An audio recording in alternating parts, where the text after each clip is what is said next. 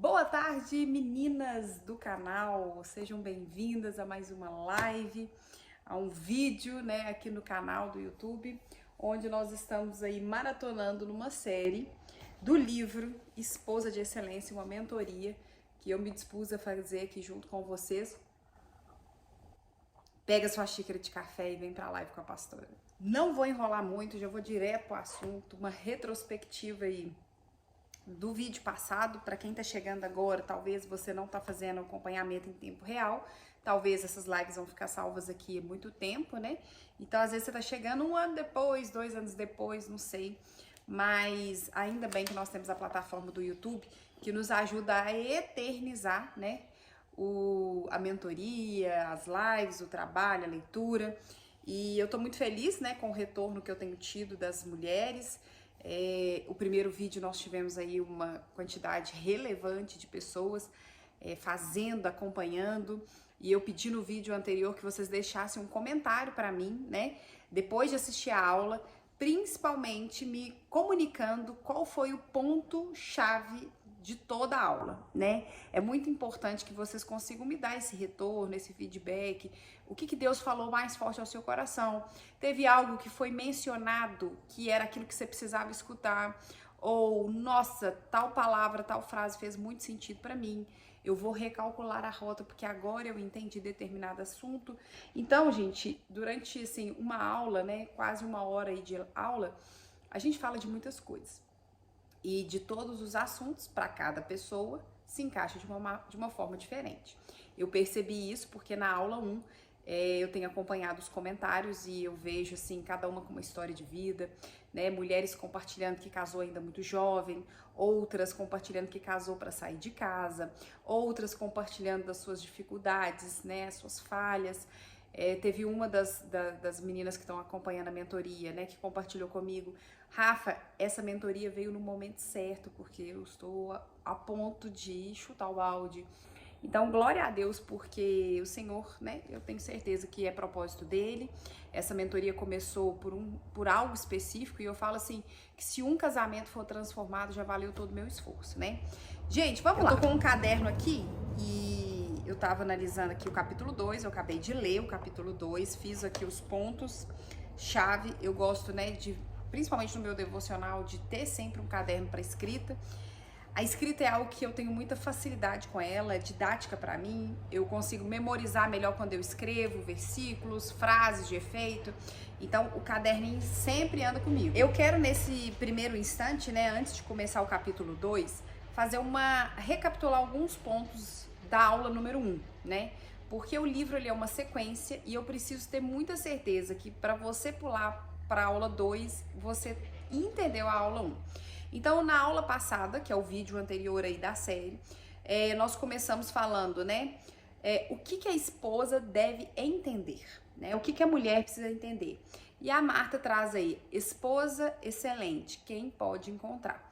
Baseado no texto bíblico, né, do livro de Provérbios, capítulo 1, onde o rei Lemuel começa no versículo 10, dizendo, esposa, mulher virtuosa, né, quem acharás? E ela começa, a Marta, né, contando no início do livro o testemunho dela. Então ela fala, a esposa que eu era. O livro começa assim. E ela fala, péssima esposa. E eu achei muito legal porque uma das meninas que estão aqui com a gente, né, ela mencionou, eu era Marta.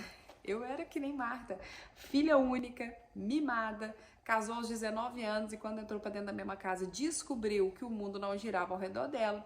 E ela fala, eu tinha um coração obstinado, eu era uma mulher egoísta, eu achava que o mundo tinha que girar ao meu redor.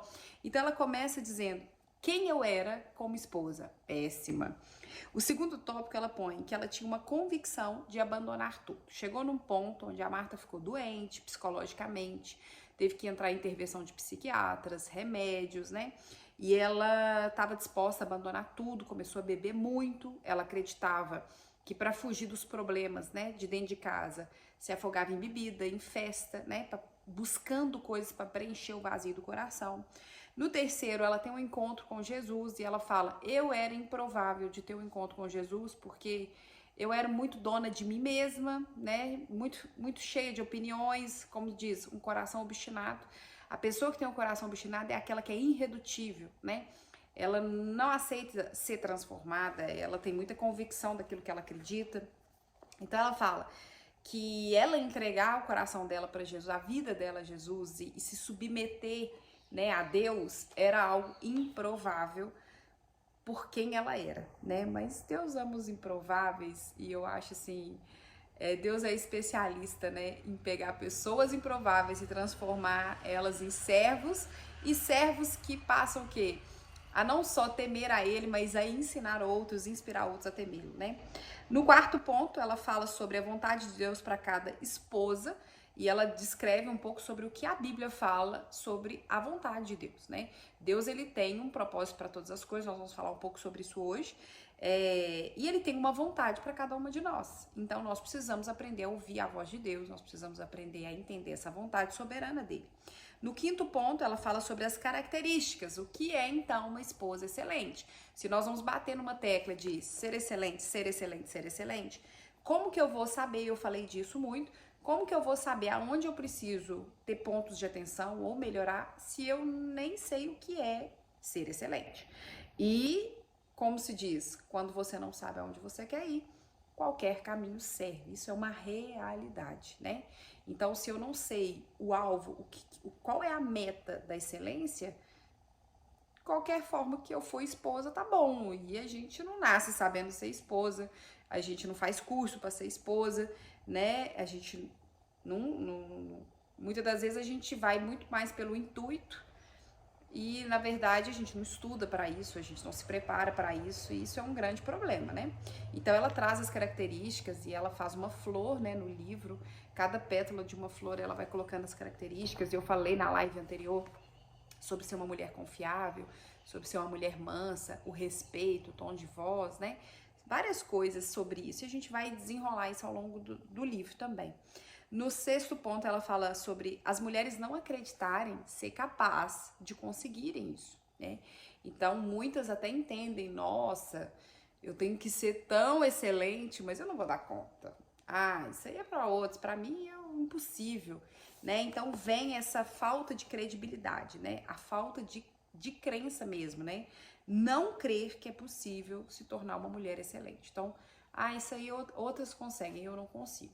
Então, isso até é uma estratégia do inimigo de talvez fazer com que, isso é bobeira, você vai mudar, você vai fazer, estudar, e o outro também não muda, e a troca de quê? Você não tá sendo boba, né? A gente sabe que o nosso inimigo é o diabo, e ele é enganador, né? Ele é o pai da mentira, e eu tenho certeza que talvez se dentro do seu coração você tá convicta de lutar, né, por esse casamento, Satanás provavelmente vai usar uma das suas artimanhas, que é o engano e a mentira.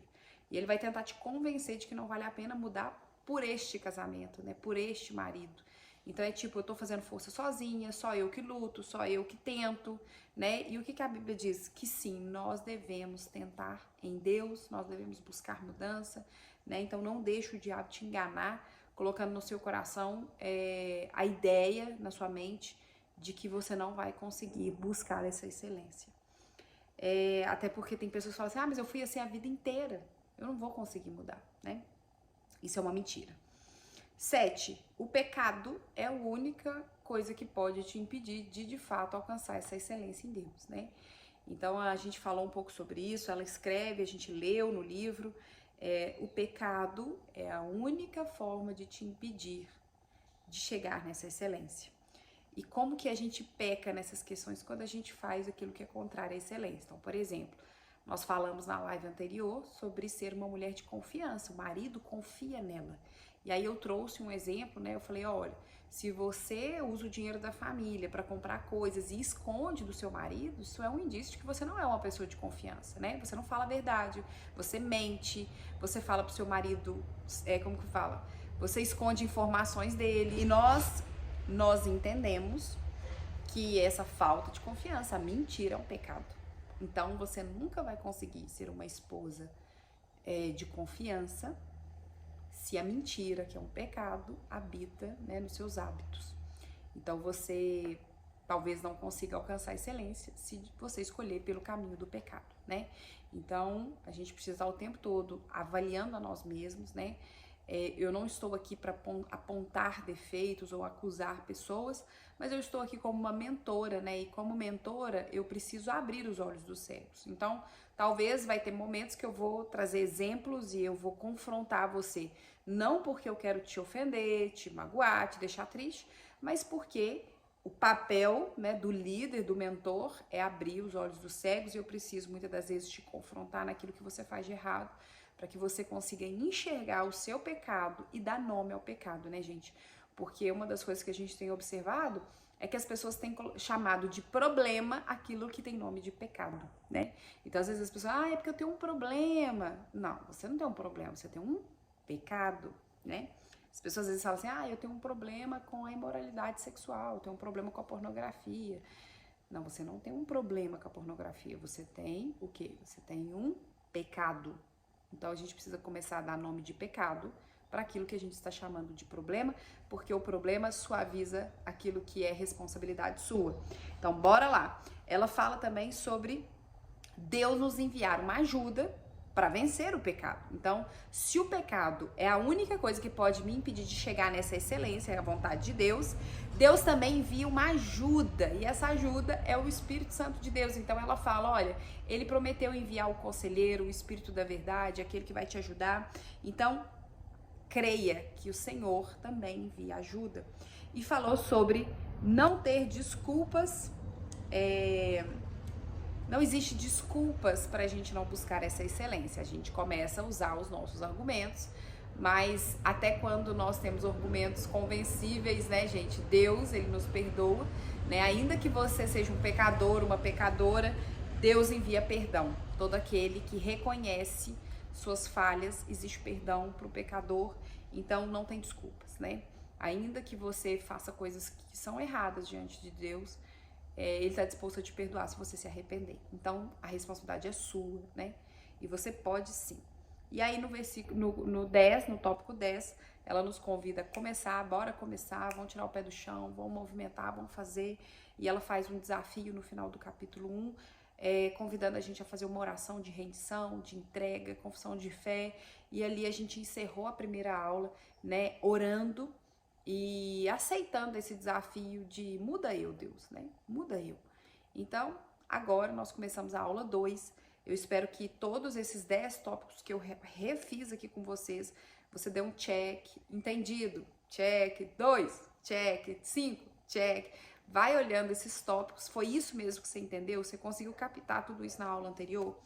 E é isso. Então, bora pro capítulo 2. Eu tô aqui sentada na minha poltrona, tomando meu cafezinho da tarde. Agora são 3 horas da tarde aqui na minha casa. Talvez você vai estar assistindo essa live provavelmente à noite. O vídeo ele é disponível na plataforma do YouTube às 18 horas. E lembrando o seguinte, gente, essa é a segunda aula na mesma semana. No dia que eu gravei a primeira aula, eu percebi que são muitos tópicos. E aí, quando eu fui fazer as contas, eu percebi que se eu for fazer um por semana, nós iríamos terminar, daqui 6 meses. Então, ia demorar muito. Por isso, eu vou gravar 2 vídeos por semana. Os vídeos vão ao ar no canal toda terça-feira às 18 horas e toda sexta-feira às 18 horas, tá? Se você tem o livro, pegue seu livro, pegue uma caneta, lápis de cor, circula, marca, rabisca, o livro é seu, personaliza ele, né? Eu gosto de ir lendo e marcando, circulando pontos de atenção, porque quando eu volto eu sei que Deus falou comigo ali. E para quem não tem, vocês vão acompanhando comigo pela leitura, tá? Capítulo 2 fala o que a esposa deve entender sobre Deus, a autoridade protetora de Deus. Existe, gente, nós vamos começar a falar sobre o assunto da submissão.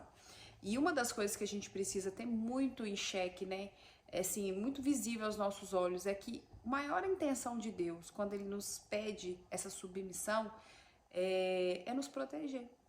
Só que na cultura que a gente vive hoje, a gente interpreta a submissão como alguém mandar na gente. E ninguém tá querendo ser mandado. Acho que começa por aí. As crianças não querem receber ordens, os adolescentes não querem receber ordens, né? Os jovens não querem limites, porém a vida não é feita assim, né? Nós sabemos muito bem que para que haja disciplina, organização, ordem e decência, né? Deus é um Deus de ordem, Deus não é um Deus de bagunça. Não, as pessoas não podem sair fazendo o que elas querem, né? E Deus, desde quando Deus criou o mundo, ele deu ordens, né? Ele colocou limites em Adão e Eva. Porém, Adão e Eva não quis respeitar os limites. E é isso que nós chamamos de pecado, né? Nós pecamos todas as vezes que nós não queremos seguir os limites que Deus colocou para nós, né? E você pode observar que todo mandamento bíblico, ele tem sempre um objetivo, né, uma intenção de Deus em nos proteger. Então, o capítulo 2, ela fala, olha, a esposa precisa entender algo que é muito importante. O quê? Que a autoridade, seja ela de Deus, ou seja ela no seu casamento, representando a figura do marido, ela é uma proteção de Deus sobre a nossa vida, né? Então, eu queria te convidar a quebrar esse paradigma da submissão. Se você é uma pessoa que já sofreu com essa questão da submissão, talvez você tenha uma história, um passado, e isso te remete a outras coisas. Então, a questão não é nem a submissão, é ser curada por Deus de algo que você já viveu. Porque talvez você veio de uma família de muito autoritarismo, né? Às vezes você cresceu num lar onde você foi criado de uma forma muito grosseira, agressiva, né? A gente sabe que teve crianças e adolescentes que foram criados em lares de muita agressão física, de muita autoridade, e talvez você tenha dificuldade com a autoridade por causa dos seus pais, né? Então peça a Deus cura, peça a Deus para que Ele possa mudar isso em você, porque não é porque te feriram lá atrás que tudo tem que ser destruído de agora para frente, né? Pelo contrário, a Bíblia diz que tudo se faz novo quando há uma conversão verdadeira, né? Então, ela começa dizendo assim, para que você entenda o resto do livro, eu preciso que você entenda sobre Deus. Você precisa saber quem é Deus, você precisa saber como Deus pensa, o que a Bíblia revela de como Deus trabalha, o que é importante para Ele. E uma das coisas que Deus estipula na vida da esposa é a autoridade, né? Deus é a autoridade maior e depois de Deus é o seu marido, né? Para quem não é casada, é os seus pais. Tá? Se você é uma mulher solteira, abaixo de Deus, a autoridade sobre a sua vida é os seus pais, seu pai e sua mãe. E depois que você casa, se torna uma só carne com o seu marido se torna autoridade. Então a Bíblia fala que a mulher, os filhos prestam contas aos pais, a mulher presta conta ao marido e o marido presta conta a Deus, né? Nós todos prestamos contas para alguém, né? Sempre tem uma autoridade sobre nós, a autoridade sobre o marido é Deus, e a autoridade sobre a mulher é o marido, e a autoridade sobre os pais, sobre os filhos, é o pai e a mãe. Então ela começa assim: ao conversar com as pessoas, eu percebo frequentemente que elas têm uma ideia equivocadíssima, para mim, é dissíssima. O quê? Elas têm uma ideia equivocada a respeito de Deus. Página 22. Por exemplo, algumas pessoas pensam que Deus é uma grandiosa versão do Papai Noel e acham que se forem bons o suficiente, Deus é obrigado a dar presente. Então, Deus, eu fui uma filha obediente, me presentei. Deus, eu cumpri tudo que o Senhor queria, o Senhor pode me dar um presente? Então, pessoas têm ideias de que Deus é como o Papai Noel, que se você fizer tudo certo, se você cumprir os mandamentos, Ele vai te dar presente. Está errado. Estes presentes podem ser qualquer coisa que essas pessoas desejam.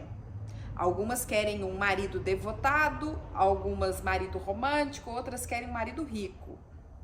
Outras querem uma beleza física, saúde ou uma vida comum, cotidiana, simples, mas sem sofrimento. Não, Deus, eu tô cumprindo todos os mandamentos, só não deixa eu sofrer. Tem gente que só quer uma vida sem sofrimento. Outros pensam que Deus é como um bondoso e velho vovô no céu, que fecha os olhos. Tem gente que acha que Deus é como um vovozinho que fecha os olhos para o pecado e encara-o apenas como travessuras e brincadeiras de criança. Sabe quando você vê um menino fazendo uma arte? É criança, deixa a criança, né? Vô e vó tem essa mania. Vô e vó deixa os meninos fazer tudo. Mas é criança, deixa. Tem gente que acha que Deus é como um vovô que fecha os olhos pensando que as coisas erradas que você faz é como brincadeiras de criança. Bom, o Deus dessas pessoas ama a todos e fica feliz com eles desde que sejam sinceros quanto àquilo que eles acreditam. Outros ainda acreditam que Deus é, acima de tudo, um Deus de ira. Ele está sempre irado e punindo as pessoas. Tem gente que acredita que Deus é duro de coração e está pronto a golpeá-lo a qualquer momento. É impossível agradar a esse Deus e as pessoas vivem em desespero por não saberem o que vai acontecer. Para estes, a vida cristã é realmente miserável. Então, quem tem essa perspectiva de Deus? Você viu que ela colocou 3 pontos de visão, né? Tem gente que acredita que Deus é como um Papai Noel, que tá o tempo todo presenteando com aquilo que elas pedem, elas estão o tempo todo pedindo. Tem gente que toda vez que ajoelha para orar, Deus me dá isso, Deus me dá isso, Deus faz isso, Deus faz aquilo. É uma lista de pedidos, né?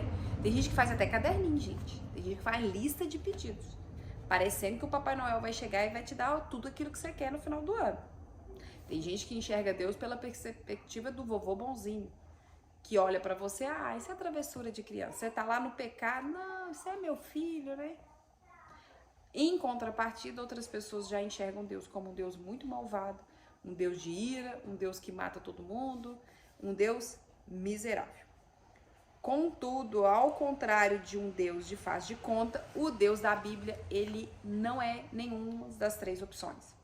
O Deus que a Bíblia revela, ele é um Deus soberano, né? Ele é um Deus justo, ele é um Deus amoroso, governador de toda a terra e de todas as suas criaturas.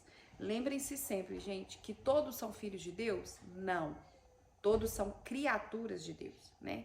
A Bíblia diz que nós só nos tornamos filhos de Deus quando nós confessamos Jesus como Filho de Deus e Senhor e Salvador e reconhecemos Ele como nosso Pai. Então tem que haver essa confissão, né, pública de fé. Se não confessamos, todos são criaturas de Deus, todos foram criados por Deus. Então, Ele é um Deus altíssimo, Ele é o olheiro e nós somos um barro na mão do oleiro. Devemos nos curvar em humildade, em humilde submissão e em adoração diante dele. Então, se ele é o soberano, nos curvamos com humildade, com adoração. Gente, no Antigo Egito, né, se você for estudar a história do Egito, o faraó, ele representava a imagem de um Deus soberano, né? Vê as histórias do Egito, aquelas estátuas, né, as pirâmides. O faraó, ele era um deus para os egípcios. Então, eles chamavam o faraó de o soberano.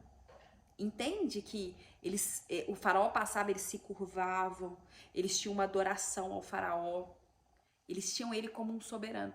A Bíblia diz que Deus, o nosso Deus criador, Elohim, Deus é soberano e nós devemos nos curvar diante da soberania de Deus com um coração humilde, um coração de servo, um coração disposto a adorar quem Ele é. Ele é digno de louvor, ela fala aqui, e entender a nossa própria posição como criatura que serve ao Criador é fundamental importância para esclarecer qualquer ideia equivocada a respeito de Deus, da sua autoridade protetora sobre você.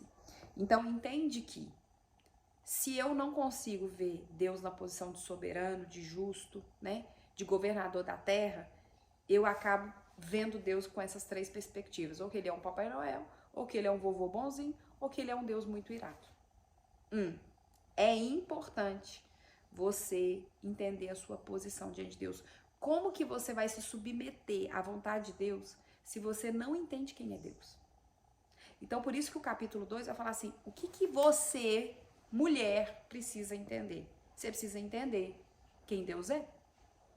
Eu não me coloco debaixo de um governo, de uma autoridade que eu não conheço. Só que, vamos lá, pessoal, que exemplo que a gente tem de se colocar debaixo de autoridade? Olha o país que a gente vive. Olha a cultura que nós somos inseridos. Nós não somos ensinados a nos colocar debaixo de autoridade. Antigamente, na época da minha avó, filho não respondia pai e mãe.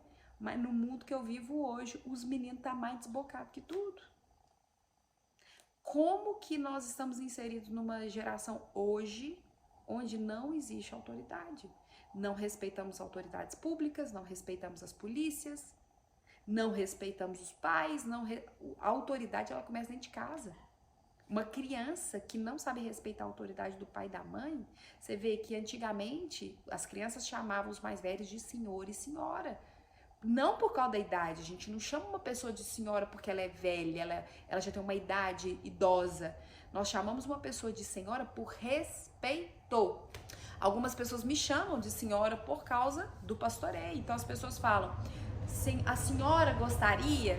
E tem gente que ri. Ela tá te chamando de senhora, mas eu entendo o senhora como uma posição de respeito. Eu falo, olha, ela fala senhora porque ela respeita a autoridade de Deus sobre a minha vida. Então, hoje, nós somos chacota, chamar de senhor e senhora. As pessoas, elas não querem se submeter a autoridade nenhuma. Então, falar sobre a autoridade num vídeo é muito difícil para mim, né? Eu penso assim, Senhor, tem misericórdia da minha vida, que preciso chegar ao final desse vídeo ensinando as pessoas o que é autoridade. É muito difícil para mim, gente. Eu confesso para vocês que trazer essa revelação, esse conceito de autoridade para vocês, para mim é desafiador, porque a cultura prega o contrário daquilo que eu tô falando com vocês, né, sobre autoridade. Então, em nome de Jesus, que você seja livre, né, para poder respeitar a autoridade. A ideia da Marta no capítulo 2 é nos ensinar a entender sobre quem Deus é e a autoridade protetora desse Deus. E ela fala aqui, no segundo ponto, ou melhor, eu coloquei aqui no primeiro ponto, né? Deus planejou um ministério para você. E ela fala assim, olha, Deus criou uma esposa para Adão, a fim de que lhe fosse uma auxiliadora idônea. O que a Bíblia fala sobre esse conceito de autoridade? Então ela volta lá no Gênesis e ela começa do princípio. O primeiro casal que houve criado por Deus, Adão e Eva. Então ela fala, Adão estava sozinho. A Bíblia diz que Deus olha e fala, não é bom que o homem viva só, farei para ele uma esposa auxiliadora, idônea. O que é uma pessoa idônea? Uma pessoa que, né, que é correta, que é íntegra. Uma auxiliadora, aquela que está ao lado, que auxilia, que ajuda. Foi esse o propósito que Deus criou para a mulher no casamento. Quando Deus vê Adão sozinho, ele fala, vou fazer uma mulher para auxiliá-lo, para acompanhá-lo. Quando Deus criou a mulher, ele criou a mulher para um propósito. Deus não criou para qualquer coisa. Quando nós fomos criadas, mulher, nós fomos criadas com um objetivo.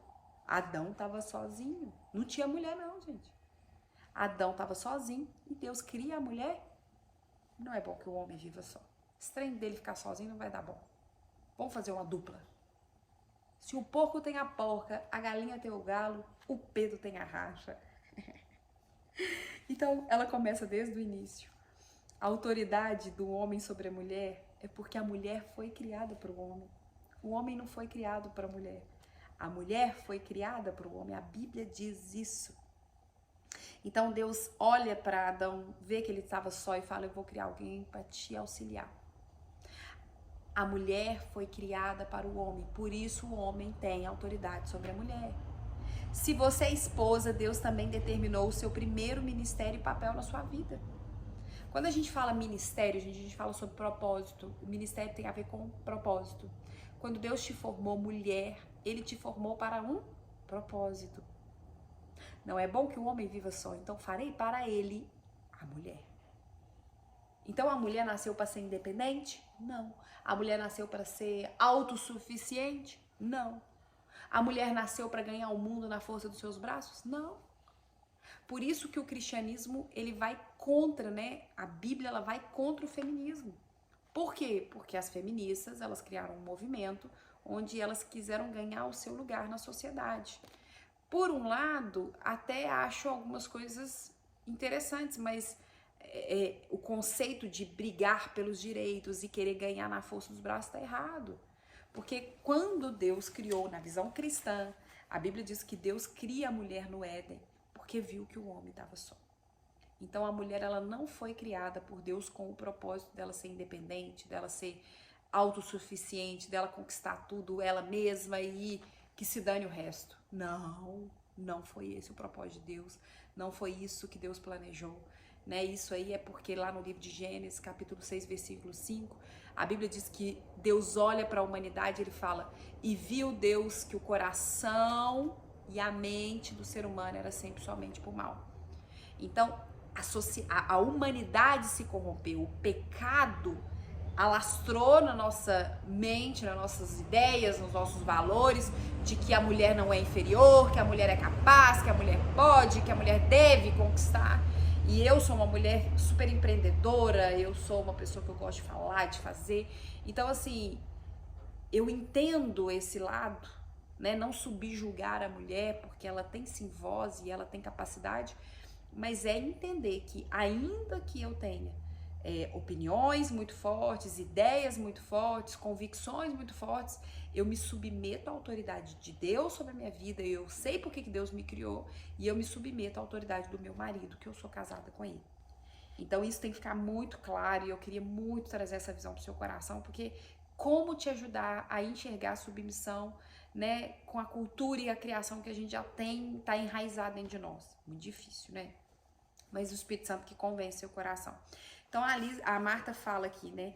As esposas precisam saber quem Deus é, e aí a gente falou sobre a soberania, ele não é o Papai Noel, ele não é o vovô, e ele também não é um Deus mau, né, que mata todo mundo. Ele é soberano, ele é justo, ele é governador da terra. A ele prestamos culto e adoração. Segunda coisa, Deus te criou para um propósito. O seu propósito, a mulher foi criada para ser auxiliadora do homem. Não foi o homem criado para a mulher, mas a mulher foi criada para o homem. Então Deus começa a criar uma estrutura de hierarquia, de submissão e autoridade. Terceiro ponto, Deus é compassivo, ele é justo e misericordioso. Então vamos lá, ele se preocupa com você. Deus se importa com as suas lutas, ela fala aqui, ó, ele se preocupa com as suas lutas que você enfrenta, com as dores que você sente. Ah, nós somos... Não, gente, Deus, quando ele olha para a mulher, ele tem um zelo pela mulher, ele tem um cuidado especial com a mulher, né? Tanto que ele fala, homens, cuidem das suas esposas, porque elas são o elo mais fraco, né? Elas são o elo mais fraco, então protejam as suas esposas. Deus, ele olha as suas dores, ele sabe o que você sente, e Deus caminhará com você em qualquer circunstância que você se encontrar, ela fala. Ouvirá quando você o invocar, e ele vai te cobrir com o cuidado dele. Então, entendi que ele é o soberano, primeiro ponto. Entendi que ele me criou para um propósito, segundo ponto. E terceiro ponto, eu entendo que ele se preocupa comigo. Eu tô tentando ser resumida para não ficar muito longo o vídeo, apesar que já tá longo, né? O quarto ponto, página 24, ele está trabalhando em sua vida com um propósito. Existe propósito na dor. Ela coloca aqui Romanos capítulo 8, 28 e 29. Sabemos que todas as coisas cooperam para o bem daqueles que amam a Deus. E ela fala, Deus promete usar todas as experiências da sua vida, sendo elas boas ou ruins, inclusive qualquer mal que tenha sido feito contra você, para o seu bem. Existe propósito na dor. Existe propósito na traição, existe propósito no abandono, existe propósito na mentira. Ainda que é o mal, Deus transforma o mal em bem. Um exemplo do benefício que vem da adversidade é a mudança no seu caráter, à medida que você se torna mais semelhante a Jesus. A Bíblia fala, alegrem-se por passarem por lutas e dificuldades, porque é as provações e as adversidades, o momento mal, que produz caráter de Deus em você. Então, toda situação difícil, que você chora, que você sofre, Deus tá muito difícil, Deus, eu não vou conseguir. Ele tá forjando seu caráter, ele tá ensinando você a ser parecido com Jesus, né? Então, ele trabalha na sua vida com um propósito. Parte 4, eu fui escrevendo aqui, né? Parte 5, que você precisa entender. Deus quer que você seja uma esposa feliz e realizada. Então esse negócio de viver um casamento ruim, um casamento terrível e que você tá sofrendo e que você é muito triste nessa vida sua e que sua vida tá muito mal, não, isso não faz parte do plano de Deus. Deus quer que você seja uma mulher que trabalha, que desembola, que faz as coisas, que tem as suas amigas, né? Deus quer que você seja ativa, Deus quer que você seja uma pessoa extremamente influente, Ele quer ver você cheia de vida, Ele quer ver você feliz, Ele quer que você seja realizada nas suas tarefas, nas suas funções. Então, Deus tem um propósito que você seja uma esposa alegre e realizada, né? Ela coloca o versículo de Provérbios capítulo 31, a partir do 13 até o 29, onde você vai ler na sua Bíblia o quanto essa mulher de Provérbios 31 era uma mulher ativa, era uma mulher desembolada. Outro ponto é que ela coloca, ponto 6, Deus quer te ver cumprindo a obra dele. As obras, página 25, as obras que Deus preparou para você incluem não somente o seu relacionamento com o seu marido, mas também a motivação ou atitude do seu coração. Este fator ajudará você a tomar a atitude certa. Ao se focar no que você deve fazer, em vez de focar-se no que o seu marido deve fazer. Eu achei isso aqui muito interessante. Põe uma chavezinha aí. A obra que Deus preparou para você não inclui apenas o relacionamento com o seu marido. Então, inclui o que, Rafa? Inclui aquilo que deve você fazer. As suas responsabilidades, né? As suas atitudes. Então, ela fala aqui, foque naquilo que você deve fazer e não naquilo que o outro, né? Ela certamente é mais fácil observar se o outro, especialmente o seu marido, está cumprindo a tarefa dele da maneira certa. No entanto, a indagação da esposa cristã é: estou realizando as boas obras que Deus tendenciou para mim? Pergunta. Será que você está mais focada em pensar que o seu marido tinha que ser o provedor e ele não está sendo, do que em como você tem provido as coisas dentro da sua casa? Hoje, na hora do almoço, eu estava gravando uns stories no grupo da mentoria e eu falei lá no perfil, eu falei, gente, nós falamos tanto que o homem deve ser o provedor da nossa casa, financeira, tem mesmo, mas a gente não para pensar que a mulher é a que provê um ambiente com bom humor dentro de casa. Você já percebeu que quando você acorda mal-humorada, a casa inteira fica mal-humorada? Uma mulher que acorda mal-humorada, que bate porta de armário, que fica com cara emburrada, gente, a casa inteira, ela contamina. Os filhos ficam mal-humorados, os bebês ficam chorosos, o marido sai de casa irritado.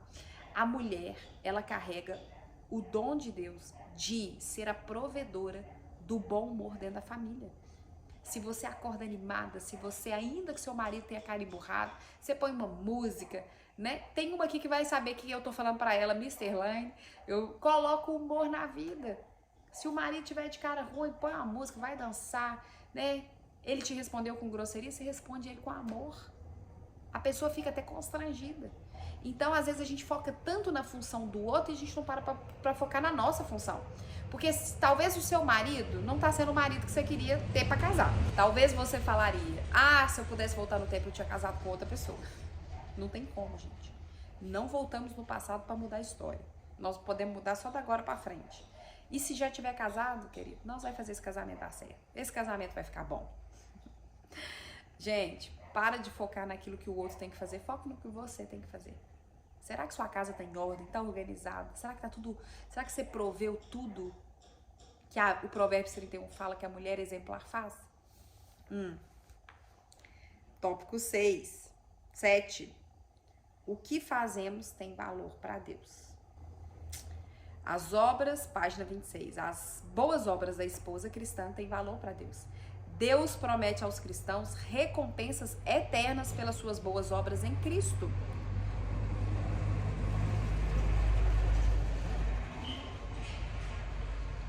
Como em outras áreas da vida cristã, seu ministério para com seu marido é proveitoso, porque tem a promessa da vida que agora é e da que há de ser. Em 1 Timóteo, capítulo 4, versículo 8, ela coloca esse texto. Sabe o que acontece? Quando você escolhe fazer aquilo que é certo diante de Deus, a recompensa vem de Deus. As boas obras que a esposa faz, né? O seu transformar, quando você fala, muda eu, não é sobre ele, é sobre mim.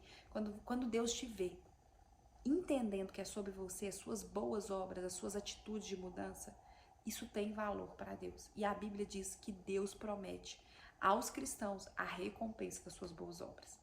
A Bíblia diz que nós vamos fazer a colheita das boas obras. Então entenda que tudo aquilo que você está se esforçando para melhorar, isso tem valor para Deus.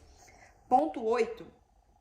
A esposa não precisa ter medo. Ela coloca aqui, A esposa cristã não precisa temer. Livro de 1 Pedro, capítulo 3, versículo 6. Como fazia Sara, que obedeceu a Abraão, seu marido, chamando-lhe de Senhor, do qual vocês tornaram filhas, praticando o bem e não temendo perturbação alguma. A promessa de Deus é quem determina o que é certo. E ele revelou claramente o certo e o errado através da palavra. Como que eu sei o que eu posso e o que eu não posso fazer? Como eu sei o que eu devo fazer e o que eu não devo fazer? O que é certo e o que é errado diante dos olhos de Deus? A Bíblia é a palavra de Deus revelada. No livro de Provérbios, você vai ver conselhos de Salomão. Mulher sábia edifica a casa, a tola destrói com as próprias mãos. Então ele fala aqui, ó, Deus é que define o que é certo. E sendo assim, por que você ou qualquer outra esposa cristã tem medo de fazer a coisa certa? Talvez você tema ser magoada, desapontada, envergonhada ou que tirem proveito de você. Talvez você não esteja segura do que é certo. Então ela fala aqui, ó, você não precisa temer a obediência a Deus. Ainda que amigos, né, amigas, familiares, você é boba. Você tá fazendo papel de boba. Olha aí, você tá deixando te enganar. A gente escuta das pessoas, né, que a gente é bobo, que a gente, né, você tá sendo feita de trouxa. Olha, o que é certo diante de Deus é certo diante de Deus. Se Deus manda você perdoar, você foi traída e Deus fala, perdoa. Mesmo que a sua família fale que você está sendo boba, que você está sendo trouxa. Se é certo na Bíblia perdoar, perdoe. Faça aquilo que é certo. Não tenha medo de obedecer a palavra de Deus. Se a palavra de Deus manda você perdoar 70 vezes 7, perdoe 70 vezes 7. Se a palavra de Deus manda você se humilhar, se humilhe. Se a palavra de Deus manda você fechar sua boca e não responder, fecha a boca e não responde. Se a palavra de Deus manda você se submeter, se submeta. Se a palavra de Deus falar para você ficar quieta, fica quieta. Então, não tenha medo do certo de Deus. Seja verdadeira, seja correta, seja honesta, seja confiável, seja respeitosa, ainda que o mundo fale que você é boba, seja respeitosa. Aqui, deixa eu ver, a esposa não precisa ter medo. No 9º ponto, foque em Deus e nem em si. A esposa cristã deve focar-se em Deus e não nela mesma. Observe que o foco de Cristo estava na alegria que lhe estava proposta. Ele cumpriu a obra de Deus. Deus o enviou para fazer. Ele cumpriu aquilo que Deus o enviou para fazer. O foco de Jesus estava em realizar o plano do Pai. Então, ela fala o seguinte, uma coisa que você precisa entender sobre Deus, né? O tema do capítulo é esse. O que eu devo entender sobre Deus? Você tem que entender sobre Deus, que assim como Jesus, Deus te criou para um propósito. E você deve focar em cumprir o propósito de Deus e não cumprir a sua própria vontade. Isso também é algo muito sério, né, gente? Por exemplo, eu lido com muitas mulheres que estão com casamentos destruídos e elas me contam as histórias, gente, eu tomo as dores dela, eu quero brigar, eu quero defendê-las e eu não posso. Por quê? Porque a Bíblia diz que Deus odeia o divórcio. A Bíblia diz que Deus quer que a gente lute enquanto puder. Não estou falando em risco de vida, porque toda vez que eu toco nesse assunto, mas então a mulher vai ficar apanhando. O cara quer matar ela, ela tem que ficar. Não estou falando nesse sentido, né? Nós não vai ser 880. Mas a Bíblia fala que nós devemos tentar o casamento, que nós devemos nos esforçar. E qual é o plano de Deus? Assim como Jesus foi para a cruz e morreu, sofreu, foi humilhado, cuspiram nele, bateram nele, xingaram ele, traíram ele. Ele foi até o fim para que se cumprisse a vontade de Deus. No livro de Malaquias, capítulo 3, né, capítulo 2, diz que Deus odeia o divórcio. Então, para que se cumpra a vontade de Deus, para que eu seja fiel a Deus, talvez o divórcio não, o divórcio não é uma opção. O cristão, ele não pode ter dentro do casamento o divórcio como uma opção. E eu falo isso com muito temor de Deus, né? Eu não sei qual é a situação que você está vivendo, mas procure um líder espiritual, busque a ajuda de alguém espiritual, alguém que tema a Deus para te orientar, porque cada caso é um caso, né? Mas no contexto, Deus odeia o divórcio. Sabe qual que é a opinião de Deus sobre a família? Que ele odeia a divisão, ele odeia a separação. Todos saem perdendo, os filhos saem perdendo, você sai perdendo, seu marido sai perdendo, todo mundo sai perdendo.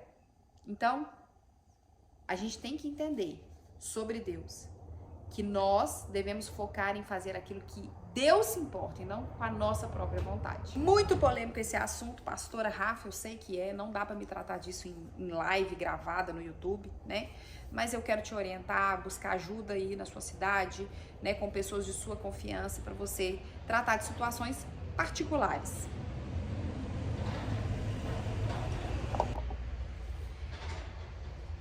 Ela fala que também a esposa cristã ela não deve pecar.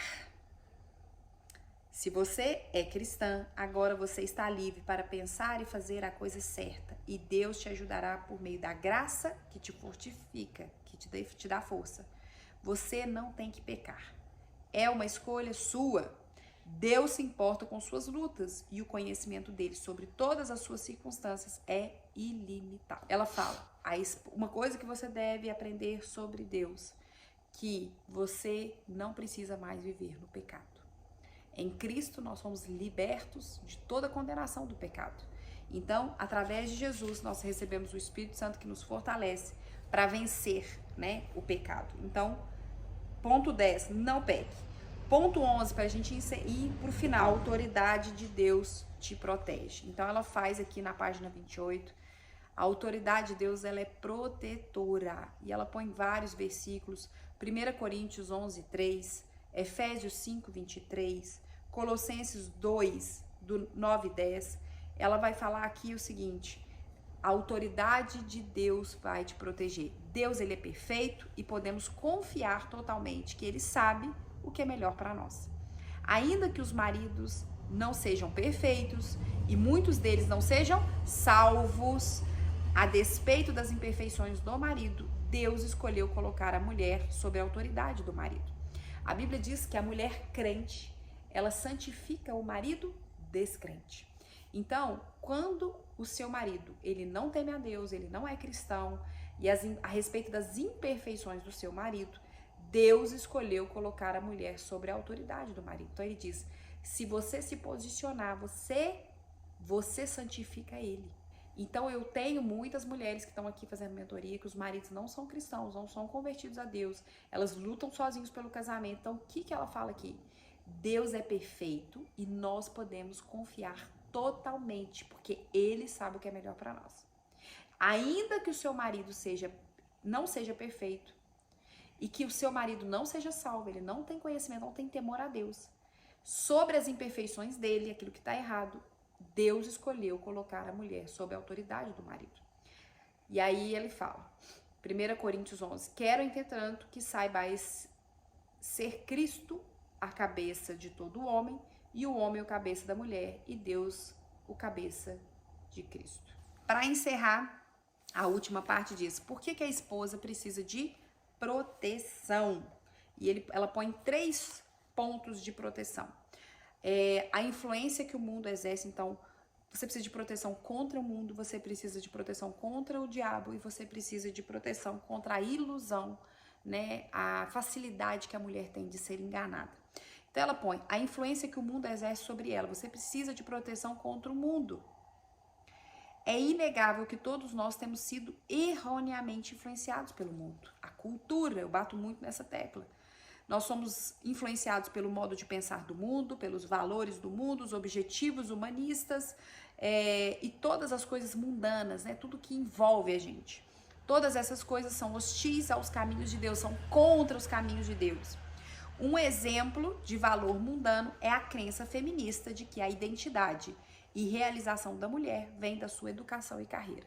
Então, a ideia dos feministas é que a mulher, ela tem valor, a identidade dela vem da carreira, né? O diploma, né? Você é aquele diploma, você tem valor da sua carreira. Então, diplomas na parede, carreira de sucesso. E a Bíblia diz que não é isso. A Bíblia diz que ser dona de casa é uma virtude. O mundo que a gente está vivendo diz que ser dona de casa é ruim, desfaz da mulher, você não tem valor, a dona de casa não tem valor, mas a Bíblia diz que é a dona de casa que tem virtude.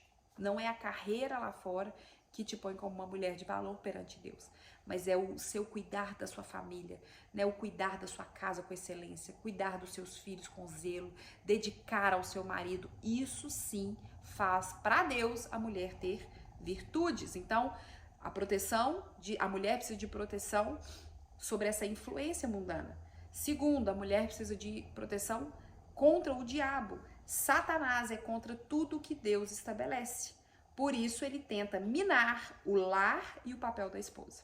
Então, Deus levanta a mulher como coluna, como auxiliadora, idônea dentro de casa, né, para prover. Não é bom que o homem viva só, vou fazer para ele uma esposa. Aí o Satanás vem e quer corromper, minar aquilo que Deus criou. Deus cria um papel para a mulher, Deus cria um papel para a esposa, estipula um lar e Satanás vem e detona. Você deve permanecer firme contra as ciladas do diabo, sendo uma mulher cristã que obedece à palavra de Deus. Uma exigência bíblica de obediência é que você se coloque graciosamente sobre a autoridade do seu marido e assim permaneça, a não ser que ele te peça para pecar. Se ele te fizer um convite para o pecado, você tem que falar não. Se ele te faz um convite para você ter um relacionamento a 3, aí você vai porque ele tá falando que quer. Ah, mas ele quer. Mas isso é pecado. Então, você tem que saber também falar não se ele te levar ao pecado. Se você fizer assim, você estará fora da vontade de Deus e não terá feito tudo o que biblicamente possível a fim de permanecer inabalável. Então, ela está dizendo, uma exigência bíblica de obediência é que você se coloque debaixo da autoridade do marido. Isso é obediência à palavra de Deus. Mas, se o seu marido te leva para o pecado, para aquilo que Deus abomina, você não pode estar debaixo dessa autoridade dele, né? Você tem que estar debaixo da autoridade de Deus. Terceiro ponto que a mulher precisa de proteção é sobre as mulheres são iludidas mais facilmente. Ela traz aqui, né, o livro de 1 Timóteo, capítulo 2, versículo 12 ao 14, e ele fala, né, sobre a mulher ser facilmente enganada. Eva foi enganada pela serpente. A mulher, ela pode ser iludida, ela é mais facilmente levada, ela é facilmente por amizades, por pessoas, por cultura, por papéis. Então ele fala, a proteção de Deus lhe sobrevém por meio da estrutura de autoridade que Deus estabeleceu para você. Deus te protege quando você respeita a autoridade. Quando você se coloca debaixo da autoridade. Nenhum marido possui absoluta autoridade sobre a mulher, porque Deus é a autoridade absoluta, e isso tem que ficar também muito claro. Por exemplo, se o seu marido pede que você conte uma mentira, você deve se recusar a contar a mentira, porque a autoridade de Deus, ela está acima da autoridade do marido. Considere a seguinte passagem, Colossenses 2, 9 e 10. Portanto, nele habita corporalmente toda a plenitude da divindade. Também nele estáis aperfeiçoados. Ele é o cabeça de todo principado e potestade. Ela está dizendo aqui que a autoridade de Deus, ela está acima da autoridade do marido. Então, se o seu marido vira para você e fala assim, você vai ter que mentir, você vai ter que assinar esse documento aqui e você vai ter que falar que você estava isso, isso e isso. Se o seu marido te pede para mentir, você não pode fazer isso. Você não pode pecar contra Deus por causa da autoridade do seu marido. Ah, Rafa, mas ele é meu marido. Tá, mas em situações de pecado, se é o marido que está te levando para o pecado, o que está acima da voz dele é a voz de Deus. E a voz de Deus diz, isso é pecado, você não pode mentir e você deve ouvir a voz de Deus e não a voz do marido, tá? Então, a autoridade de Deus, ela está acima, ela põe sobrepuja, né? Está acima da autoridade do marido. Pra gente fechar, última parte, para fechar ela fala, mesmo que uma criança não entenda as razões pelas quais a sua mãe te leva ao médico quando ela está doente, a semelhança da mãe da criança doente, Deus faz o melhor para proteger as esposas. Talvez você nunca entenda as razões porque Deus faz o que faz, mas você pode confiar que Ele sabe, melhor do que você mesma, o que realmente você precisa. Conserve em mente o fato que você nunca será o que Deus quer que você seja, até que você se coloque sobre o plano de Deus, se submetendo à autoridade do seu marido. ela fecha a live dizendo, ainda que você não entenda o porquê Deus está dizendo para você se submeter à autoridade do seu marido, ainda que você não saiba, não veja razões para isso, ela está dizendo, confie que Deus sabe o que faz. Se a Bíblia diz, mulheres se submetam aos seus maridos são autoridades sobre você, se Deus estipulou isso como a maneira de te proteger, aceite a vontade de Deus, não questione a Deus, né? E ela traz esse exemplo assim como um filho que tá doente, a mãe leva no médico, leva no hospital, tem que furar, tem que tirar sangue e dói, a criança chora, mãe, você tem que me proteger, você tá me pondo nessa situação. A mãe sabe que aquilo é o melhor pro filho. Então, da mesma maneira, Deus sabe o que é melhor para nós. E nos submetermos à autoridade de Deus e à autoridade do nosso marido foi o que Deus estipulou, que é a proteção para nós mulheres, né? Então, nós encerramos a nossa aula por aqui, né? Que fique a reflexão, os pontos de entendimento aí, né? Aqui no meu caderno eu coloquei para vocês os 12 pontos que a gente precisa entender sobre Deus. Chegamos ao final de mais um capítulo, Esposa de Excelência, capítulo 2. Deixa para mim nos comentários qual foi o ponto-chave que Deus mais falou com você, qual é o ponto de atenção, aonde você, dentro desses 12 tópicos, o que você precisa melhorar, o que você precisa mudar, o que mais é sua fraqueza ou seu ponto forte. Faça uma análise, né? Examine o homem a si mesmo. Tem algo aí que precisa ser mudado, bora recalcular essa rota. O nosso grito de guerra é muda eu, muda eu, muda eu, muda eu, e nós vamos chegar até o final dessa mentoria sendo transformadas, lapidadas por Deus, e eu creio que o Senhor vai dar testemunho para muitas mulheres aqui, né? Testemunho de mudança, testemunho de recálculo de rota, testemunho de esperança, de fé, né? De transformação dentro do casamento. Então, deixa aí nos comentários, você que assistiu, você que fez o estudo, anotou, dedicada, porque eu sei que tem a galera aí que é muito dedicada no conhecimento, no aprendizado.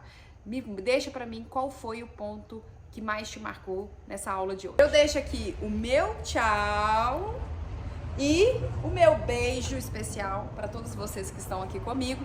Que Deus abençoe sua vida, que Deus abençoe sua semana.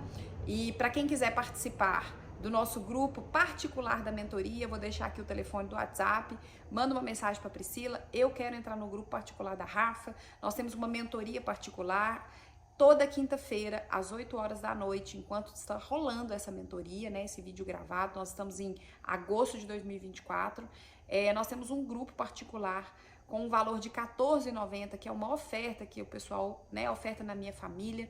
Você passa a ter acesso a um perfil particular no Instagram, onde lá a gente tem o nosso meio de comunicação com vocês, a gente faz stories, a gente faz lives. Então, se você quiser entrar no grupo particular para você fazer parte dessa aula, né, que eu vou ministrar na quinta-feira, chama aí no WhatsApp e a Priscila vai te explicar como funciona e eu te espero lá. Se você gostou dessa aula, se inscreva no nosso canal, deixa o seu like, lembre sempre de deixar o joinha no vídeo. Esse like faz com que o YouTube entenda que o conteúdo é relevante, isso melhora o nosso canal, né?